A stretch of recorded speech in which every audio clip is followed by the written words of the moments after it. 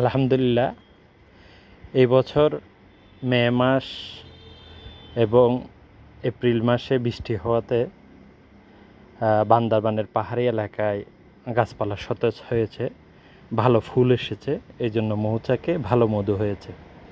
আসলে একটার সাথে আরেকটা জিনিসের সম্পর্ক।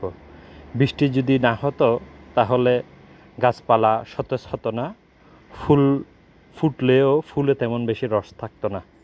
তো যথাসময়ে আসলে এই বৈশাখ মাসে যে বৃষ্টিটা হয় সেটার কারণে কিন্তু অনেক ফল ফলাদির উপর অনেক প্রভাব পড়ে। তেমনিভাবে মৌমাছির বাসাতেও কিন্তু অনেক প্রভাব পড়ে। এর প্রমাণ আপনারা দেখতে পাচ্ছেন। এই চাকটি কিন্তু সম্পূর্ণ নতুন করেছে এবং বান্দরবানের পাহাড়ি এলাকার পাহাড়ি মধু এটি। এখানে হরেক রকমের ফুল আছে, ফুলের মধু আছে, বনজ, ঔষধি, ফলজ বিভিন্ন ধরনের গাছপালার ফুলের মধুর নির্যাস কিন্তু এখানে রয়েছে। এই জন্য এই মধু অন্যান্য যে কোনো ধরনের মধুর থেকে অনেক সুস্বাদু এবং একটু দামিও হয়ে থাকে।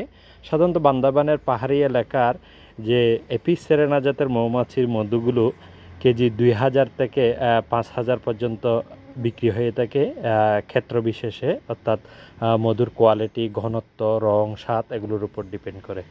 তো অনেকের হয়তো বা এই ধরনের মধু খুঁজে থাকেন, আমি সবসময় আসলে দিতে পারি না। কেউ অগ্রিম অর্ডার দিয়ে রাখলে চেষ্টা করব ওনাকে অল্প করে হলেও এই ধরনের বান্দরবানের পাহাড়ি এলাকার মধু ওনার হাতে পৌঁছে দেওয়ার জন্য। ধন্যবাদ সবাইকে।